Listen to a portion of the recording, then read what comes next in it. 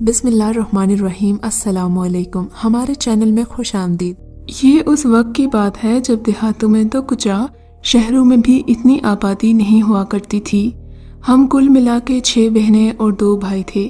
پہلے زمانے میں لڑکیوں کی شادی جلد ہی کر دی جاتی تھی۔ ایسا ہی کچھ ہماری خالہ کے ساتھ ہوا، جو صرف 17 سال کی عمر میں بیاہ کر ضلع بدین چلی گئی اور بہت چھوٹی عمر میں ہی بیوہ بھی ہو گئی۔ یہ واقعہ ہماری خالہ کے ساتھ پیش آیا۔ ہماری خالہ جب شادی کر کے اس گھر میں گئیں، جو کہ بظاہر تو گاڑے مٹی کا تھا مگر بہت مضبوط تھا، وہاں ایک انجانا سا خوف انہیں ہر وقت محسوس ہوتا تھا۔ اس بات کو شروع میں انہوں نے اپنا وہم سمجھا اور اپنے شوہر پر اس بات کو ظاہر نہیں کیا، مگر پھر ایسا ہونے لگا کہ کبھی باورچی خانے میں برتن، جو کہ اس وقت زیادہ تر مٹی کے ہوا کرتے تھے، ٹوٹے ہوئے ملتے، کبھی آنگن میں سکھائے ہوئے کپڑے زمین پر ہوتے، اور کبھی کبھی غسل خانے کے دروازے کو خود بخود باہر سے کنڈی لگ جاتی جو تھوڑی دیر بعد کھل جاتی۔ غرض ان واقعات سے ان کے دل میں ہلکا سا خوف بیٹھ گیا، مگر انہوں نے اپنے شوہر سے اس بات کا کوئی ذکر نہ کیا۔ اسی دوران خدا نے انہیں اولاد کی خوشی نصیب کی اور وہ اپنے چاند سے بیٹے کی پرورش میں مگن ہو گئیں۔ ان کے معمولی سے گھر کی خوشیوں میں 4 چاند لگ گئے تھے۔ وہ اپنے بیٹے اسد کی آمد کی وجہ سے ان غیر معمولی واقعات کو نظر انداز کرنے لگیں، پر انہیں اسد کی فکر بھی تھی کہ کہیں ان معاملات کی وجہ سے اسے کوئی تکلیف نہ پہنچے۔ انہوں نے کئی بار ڈھکے چھپے الفاظ میں خالو کو باخبر کیا۔ انہوں نے خالو کو آگاہ کرنا چاہا کہ اس گھر میں کوئی سایہ ہے، مگر خالو کو تو ان باتوں کا یقین ہی نہیں تھا۔ وہ کہتے کہ تم گھر کے کام کم کیا کرو، ایسا کرو کہ پورا دن کام کرنے والی نوکرانی رکھ لو، اس سے تمہارا کام بھی ہو جائے گا، تمہاری تنہائی بھی دور ہو جائے گی، اور اکیلے پن کی وجہ سے یوں الٹے سیدھے خیالات بھی دماغ میں نہیں آئیں گے۔ خیر، بجھے دل کے ساتھ خالہ نے بہت جانچ پرکھ کے ایک ادھیڑ عمر والی ماسی کام پر رکھ لی۔ اس کا نام نورا تھا۔ نورا واقعی اپنے کام میں مہارت رکھتی تھی۔ گھر کے ساتھ ساتھ وہ اسد کا بھی خیال رکھتی تھی، کیونکہ یہ سب اس کی ذمہ داری میں شامل تھا۔ خالہ کا بھی نورا کے ساتھ بہت دل لگ گیا تھا اور جلد ہی نورا کا درجہ گھر کے ایک فرد کی طرح ہو گیا۔ ایک دن خالہ نے باتوں باتوں میں نورا سے پوچھ ہی لیا، نورا، کیا تمہیں اس گھر میں کچھ عجیب نہیں لگتا؟ ایسے نہیں لگتا کہ اس گھر میں ہمارے علاوہ بھی کوئی ہو؟ نورا بولی، نہیں سٹھانی جی، معاف کرنا، جب تک میں کسی بھی چیز کو دیکھ نہ لوں میں یقین نہیں کرتی، اور ویسے بھی ان باتوں پر مجھے کوئی بھروسہ نہیں۔ نورا کا جواب سن کر خالہ تو خاموش ہو گئی، مگر دن گزرتے گئے اسد بڑا ہوتا گیا اور خالہ کو اس کی فکر کھائی جاتی تھی۔ خالہ اسد اور گھر کے غیر معمولی معاملات کو لے کر کئی بار خالو سے بات کر چکی تھیں، مگر خالو اسے خالہ کا وہم سمجھ کر ٹال جاتے۔ آخر ایک دن خالہ نے خالو سے بہت خوشامد کر کے انہیں اسد کو کریڈٹ اسکول بھیجنے پر راضی کر لیا۔ دن گزرتے گئے اور ہلکے پھلکے غیر معمولی واقعات ہوتے رہے۔ خالہ ان سے پریشان تو تھیں، پر انہیں اطمینان تھا کہ اسد اس سب سے محفوظ ہے۔ پھر ایک دن وہ ہوا جس نے ان کی زندگی میں ہلچل مچا دی۔ ہوا یوں کہ ایک دن صبح ناشتے کے بعد جب ہمارے خالو کام پر گئے تو خالہ نے نورا سے کہا کہ دھلے ہوئے کپڑے آنگن میں سکھانے کے لیے ڈال دو۔ نورا دوسرے کام میں مصروف تھی تو اس نے کہا، سٹھانی، بس یہ کام ختم کر لوں پھر سکھاتی ہوں۔ خالہ نے سوچا، میری ہڈیوں کو بھی بیٹھے بیٹھے زنگ لگ رہا ہے، کیوں نہ میں ہی کپڑے ڈال دوں۔ خالہ اٹھی اور کپڑے سکھانے لگیں۔ اتنے میں انہیں سکھائے ہوئے کپڑوں کے پیچھے کچھ ہلچل محسوس ہوئی۔ انہوں نے ڈرتے ڈرتے کپڑوں کو ہٹایا تو کپڑوں کے پیچھے کا منظر دیکھ کر خالہ بے ہوش ہوتے ہوتے رہ گئیں۔ ایک انتہائی مکروہ شکل والی دبلی پتلی عورت، جس کا رنگ سیاہ تھا، پیلے دانت اور اندر کو دھسی ہوئی بڑی بڑی آنکھیں۔ وہ خالہ کو دیکھ کر مسکرائی، ہاں حاجرہ، کیسی ہو؟ یہ جگہ میری ہے، یہاں آ کر تم نے بہت بڑی غلطی کی ہے۔ اب تو تم میری سزا کے حقدار ہو، تیار رہنا اور دیکھنا، ایک دن آئے گا جب تم میرے جیسی ہو جاؤ گی اور میں تمہارے جیسی، کیونکہ یہ میری جگہ ہے اور میں یہاں کسی کو نہیں رہنے دیتی۔ یہ کہہ کر وہ مکروہ شکل والی عورت غائب ہو گئی۔ خالہ نے زور سے چیخ ماری اور نورا بھاگتے ہوئے خالہ کے پاس آئی۔ خالہ نے اسے پورا واقعہ بتایا، پر وہ اسے خالہ کا وہم سمجھنے لگی۔ اس واقعے کے بعد ہماری خالہ کو بہت تیز بخار ہوا۔ نورا نے گیلے کپڑے کی پٹیاں رکھیں پر کوئی افاقہ نہ ہوا۔ شام کو جب خالو آئے تو انہیں دواخانے لے گئے۔ گھر آ کر ڈرتے ڈرتے ہماری خالہ نے صبح والا واقعہ خالو کو بتایا۔ انہوں نے کوئی دھیان نہ دیا مگر خالہ کے اصرار پر گھر میں قرآن پاک کا ختم رکھوایا۔ ہم بہن بھائی بھی پہنچے۔ تلاوت شروع ہونے سے پہلے جو ہم نے دیکھا شاید ہماری جان نکالنے کے لیے کافی تھا۔ جیسے ہی ختم القرآن کی تیاریوں میں تھے کہ اچانک سے چیخنے کی آواز آئی۔ باورچی خانے کے سب برتن ہوا میں معلق اور اس طرح زمین پر گرے جیسے کسی نے انہیں زور سے پھینکا ہو۔ خیر ان واقعات کو نظر انداز کرتے ہوئے ہم نے جلدی سے قرآن پاک کی تلاوت شروع کر دی۔ جیسے ہی تلاوت شروع ہوئی وہ سب آوازیں آنا بند ہو گئیں۔ اس واقعے کے بعد تو نورا کو بھی احساس ہو گیا کہ اس گھر پر کوئی نہ کوئی آفت آ گئی ہے۔ ختم القرآن کے بعد خالہ کے اصرار پر ہم تینوں بہنیں کچھ دن وہاں رک گئیں۔ باقی 3 بہنوں کو بھائیوں کے ساتھ کراچی روانہ کر دیا گیا۔ گو کہ ہمارے دلوں میں بھی خوف بیٹھ گیا تھا مگر 3 بہنیں تھیں تو کچھ حوصلہ ہوا۔ رات کو رفع حاجت کے لیے بھی جانا ہوتا تو ایک دوسرے کو اٹھاتے، غسل خانے کا دروازہ بس اٹکا دیتے اور آپس میں باتیں کرتے رہتے تاکہ خوف کا احساس کچھ کم ہو۔ ہم لوگ کہیں بھی اکیلے نہیں جاتے تھے۔ گھر میں سکون ہوئے کوئی 2 ہفتے ہی ہوئے تھے کہ ایک رات خالہ نیند سے چیخ مار کر اٹھیں۔ ہم سب ان کے کمروں کی طرف دوڑے۔ خالہ کی آنکھیں خوف سے پھٹی ہوئی تھیں، جسم پسینے سے شرابور تھا اور وہ ایک ہی بات دہرائے جا رہی تھی، وہ آ گئی، وہ آ گئی، مجھے نہیں چھوڑے گی، نہیں چھوڑے گی۔ خالو بھی ان کی یہ حالت دیکھ کر پریشان ہو گئے۔ انہوں نے خالہ کو حوصلہ دیا، آیت الکرسی کا دم کیا اور بڑی مشکل سے انہیں سلا دیا۔ ہم سب بھی اپنے کمروں میں آ کر سو گئے۔ اس واقعے سے ہمارے دلوں میں پھر سے خوف نے سر اٹھانا شروع کر دیا تھا۔ بس ایسی حالت میں خالہ کو چھوڑ کر ہم جا بھی نہیں سکتے تھے۔ کچھ دنوں کے بعد جب خالہ کی طبیعت سنبھلی تو کچھ ضروری سامان لینے کی غرض سے ہمیں بازار جانے کی ضرورت محسوس ہوئی۔ طے یہ پایا کہ ایک بہن خالہ کے گھر اور نورا کے ساتھ رہے گی اور باقی 2 بازار جائیں گی۔ خالو نے ہمیں بتا دیا کہ کہاں سے سامان اچھا اور مناسب داموں میں ملے گا۔ ہم لوگ بازار گئے اور سب سامان لے کر واپس آ ہی رہے تھے کہ ہم نے وہاں پر خالہ کو دیکھا جو کسی دکان سے سامان لے رہی تھی۔ میں نے خالہ کو آواز لگائی تو خالہ نے ہماری طرف دیکھا اور مسکرائی اور پھر بجائے ہماری طرف آنے کے بازار میں غائب ہو گئی۔ ہم لوگ چونکہ اس علاقے سے زیادہ واقف نہیں تھے تو ہم نے ان کا پیچھا کرنا مناسب نہ سمجھا کہ کہیں راستے میں بھٹک ہی نہ جائیں۔ خیر جب ہم گھر واپس آئے تو کیا دیکھتے ہیں کہ خالہ چارپائی پہ بیٹھی ہیں اور ساتھ ہماری بہن بھی بیٹھی تھی۔ نورا برتن دھو رہی تھی۔ میں نے کہا خالہ آپ بازار سے کب آئیں؟ کہنے لگی بازار؟ ارے کون سا بازار، میں تو گھر پر ہی ہوں۔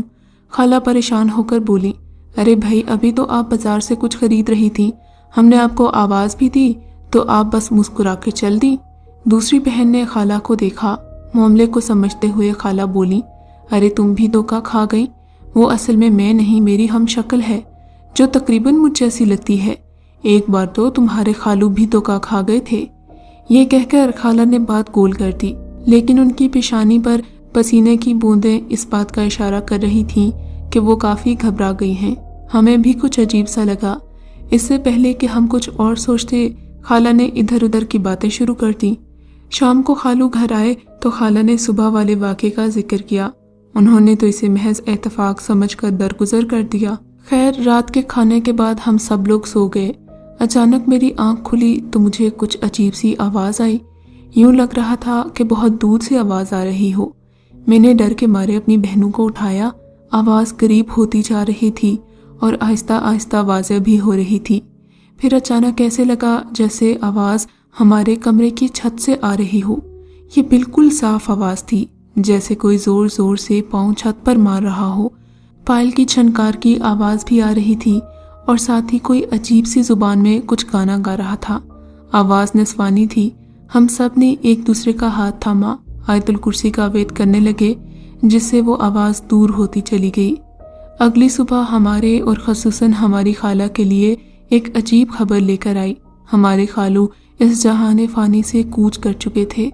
وجہ سمجھ میں نہیں آئی کیونکہ انہیں تو ناخن میں بھی کوئی تکلیف نہ تھی۔ اسد بھی یہ خبر سن کر آ چکا تھا۔ خیر اسے خدا کی مرضی جان کر خالو کو سپرد خاک کیا گیا۔ اس واقعے نے خالہ کو بہت زیادہ غمزدہ کر دیا۔ اب ان کے بیٹے کے سوا کوئی ان کے پاس نہ تھا۔ खाला ने इन सब गैर मामूली वाक़यात से असद को ला इल्म रखा था और घर में सबको यही ताकीद की थी कि असद को किसी भी तरह की बात का पता न चले कि घर में क्या हो रहा है। ऐसा न हो कि वो कहीं जज्बात में आकर यहाँ रुकने का कहे और खुदा न ख्वास्ता उसे कुछ नुकसान हो। इसीलिए खाला ने असद को इद्दत बैठने से पहले ही वापस भेज दिया। हम सब ने उनसे बहुत इसरार किया कि इद्दत के दिन पूरे करके आप हमारे साथ कराची चलें, मगर उन्होंने कहा कि ये घर तुम्हारे खालू की निशानी है, मैं इसी में दुल्हन बनकर आई थी, अब तो बस मेरा यहाँ से जनाजा ही उठेगा। इद्दत के दिनों में नूरा ने उनकी बहुत खिदमत की। मुद्दत तमाम हुई तो खाला ने हमसे जाने के लिए कहा। हमें खाला को अकेले छोड़कर जाने का बिल्कुल दिल नहीं कर रहा था। हम लोगों ने बहुत इसरार किया कि हम रुक जाते हैं, मगर उन्होंने ये कहकर हमें रवाना कर दिया कि तुम लोग कब तक इस वीराने में रहोगी, नूरा तो मेरे पास है, जब ज़रूरत होगी तो मैं तुम लोगों को बुला लूँगी, वैसे भी मेरे साथ नूरा है, अब तुम लोगों को फिक्र करने की कोई ज़रूरत नहीं। खैर हम लोग कराची के लिए रवाना हो गए और नूरा से कहा कि हर हफ्ते पोस्ट ऑफिस से फ़ोन करके हमें खाला की खबर दे दिया करे। खैर हम लोग कराची के लिए रवाना हो गए। वहाँ नूरा हर हफ्ते हमें खाला की खबर दे दिया करती थी कि वो शौहर की मौत के सदमे से बाहर आ रही हैं। कुछ हफ्ते तो हमें खैरियत के पैगामात मौसूल होते रहे और एक दो बार हमारी खाला से बात भी हुई। हम मुतमईन थे कि चलो उनकी ज़िंदगी मामूल पर आ रही है, मगर फिर अचानक एक दिन नूरा ने कॉल करके बताया कि आप लोग जल्दी आ जाएं, सेठानी साहिबा की तबीयत ख़राब है, हकीम साहब की दवा भी काम नहीं कर रही। हम लोग परेशान हो गए और सब बहन भाई खाला के यहाँ रवाना हो गए। वहाँ हम शाम के वक्त पहुँचे। खाला के घर पहुँचे तो देखा कि नूरा बाहर खड़ी है और बहुत ज़्यादा घबराई हुई है। हमने पूछा क्या हुआ, इतनी घबराई हुई क्यों हो और खाला को अकेला क्यों छोड़ा है। उसने फूली हुई आवाज़ में कहा, बाजी आप लोग अंदर आए, सब समझ जाएंगे। हम सब डरते डरते अंदर गए। खाला के कमरे के करीब पहुंचे तो अंदर से अजीब आवाज़ें आ रही थीं। नहीं छोड़ूंगी तुझे, तुझे मेरी बात याद है ना, मैंने कहा था ये घर मेरा है। हमने डरते डरते अंदर झांका तो अंदर खाला के सिवा कोई न था। खाला को देखा तो हमारे होश उड़ गए। उनके बाल बिखरे हुए थे, मुंह से झाग बह रहा था और वो अजीब सी आवाज़ में बातें कर रही थीं। फौरी तौर पर हमने डरते हुए उनके कमरे में कदम रखा, साथ ही कुरान पाक का नुस्खा भी हाथ में था। हिम्मत करके नूरा और दो बहनों ने खाला को पकड़ा। मैंने कुरान का नुस्खा उनके सर पर रखा तो उन्हें एक झटका सा लगा, बेहोश हो गईं और हमने खाला को बिस्तर से बांध दिया। नूरा ने हमें बताया, बीबी सेठानी ये किसी चुड़ैल का साया है, मैं एक पीर बाबा को जानती हूँ, वो इस मामले में हमारी कुछ मदद कर सकते हैं। वो रात हमने कैसे गुजारी हम ही जानते हैं।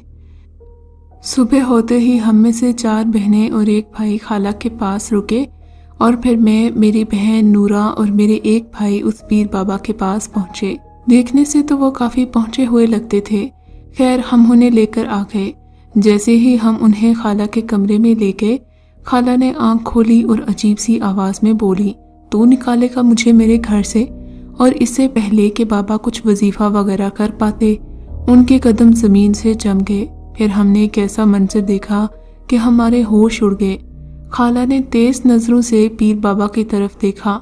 उनके मुंह से खून के साथ उनका जिगर भी बाहर आ गया और वो वहीं इंतकाल कर गए। फिर खाला ऐसे सो गईं जैसे कुछ हुआ ही ना हो। जब उनकी आंख सुबह खुली तो उन्हें रात का कोई वाक़या याद नहीं था। वो बिल्कुल एक आम औरत लग रही थी। फिर जैसे ज़िंदगी मामूल पर आ गई। अब वो घर के छोटे मोटे काम भी करने लगीं, मगर हमने महसूस किया कि वो दिन ब दिन कमज़ोर होती जा रही हैं। हम सब ने उनकी खुराक का ख्याल रखा, उन्हें ताकत की दवा भी देते रहे। बहुत चाहा कि वो हमारे साथ कराची चली जाएं, मगर वो ना मानी। अब उनकी तबीयत के साथ हम सब ने महसूस किया कि उनके खदोखाल में भी नुमायां तब्दीली आ रही थी। उनकी आंखें अंदर को धंसती जा रही थीं, चेहरा स्याह होता जा रहा था और जिस्म लकड़ी की तरह सूख रहा था। फिर एक वक्त आया कि वो बिस्तर से उठने के काबिल भी न रहीं और पहले से ज़्यादा भी कमज़ोर हो गईं। फिर एक रात का जिक्र है कि हम सब बहन भाई और नूरा उनके कमरे में ही थे। हम साथ वाले कमरे में सोने गए, दोनों भाई अलग कमरे में और मैं और नूरा वहीं खाला के साथ थे। न जाने ये रात का कौन सा पहर था कि नूरा की ख़तरनाक चीख से हम सब बहन भाई जाग गए اور خالہ کے کمرے میں گئے۔ وہاں دیکھا تو نورا پھٹی پھٹی آنکھوں سے دیوار کی جانب دیکھ رہی تھی۔ جب ہم وہاں پہنچے تو ہماری جان نکلتے نکلتے بچی۔ دیوار پر ایک مکروہ شکل کی عورت تھی جس کی شکل کبھی خالہ جیسی ہو رہی تھی اور کبھی کوئی اور شکل۔ ساتھ ہی وہ زور زور سے ہنستے ہوئے کہہ رہی تھی، ہاجرہ میں نے کہا تھا نا ایک دن میں تیرے جیسی ہو جاؤں گی اور تو میرے جیسی ہو جائے گی۔ میں نے کہا تھا تجھے یہاں سے جانا ہوگا۔ آج میں نے اپنا مقصد پا لیا۔ اور پھر کافی دیر تک یہ معاملہ چلتا رہا۔ پھر اچانک جیسے طوفان کے تھمنے کے بعد کی خاموشی جیسا سکوت طاری ہو گیا۔ خالہ کروٹ پہ تھیں۔ ہم نے ڈرتے ڈرتے خالہ کا چہرہ دیکھا تو ہماری چیخ نکل گئی۔ ان کا چہرہ اسی مکروہ شکل والی عورت جیسا ہو گیا تھا۔ وہ رات نورا نے بھی ہمارے کمرے میں گزاری۔ صبح ہم لرزتے دل کے ساتھ خالہ کے کمرے میں گئے، مگر خالہ اس دار فانی کو کوچ کر کے جا چکی تھیں۔ ہم نے فوری طور پر اسد کو خبر کی کہ خالہ اب اس دنیا میں نہیں رہیں۔ مولوی صاحب نے میت دیکھ کر کہا جتنی جلدی ہو سکے میت کو سپرد خاک کر دیا جائے۔ خیر جیسے ہی اسد آئے جنازے کی تیاری کی گئی۔ اسد کے بے حد اصرار پر بھی خالہ کا چہرہ اسے نہیں دکھایا گیا۔ سب خواتین نے پڑوس میں قرآن خوانی کی جو کہ خالہ کے گھر سے ہی کچھ فاصلے پر تھا، اور مرد خالہ کی تدفین کے لیے انہیں لے گئے۔ واپسی پر ہمارے بھائی اور اسد گھبرائے ہوئے آئے۔ ہم نے پوچھا کہ کیا مہاجرہ ہے تو کہنے لگے خود ہی چل کر دیکھ لو۔ ہم نے پڑوسیوں سے اجازت چاہی اور واپس خالہ کے گھر گئے۔ وہاں ہم نے دیکھا کہ خالہ کے گھر کی چھت پر ایک عورت ہاتھ میں لالٹین لیے ناچ رہی تھی جس کی صورت بالکل خالہ سے ملتی تھی، اور حیرت انگیز طور پر خالہ کے گھر کا سب سامان ان کے گھر کے باہر تھا۔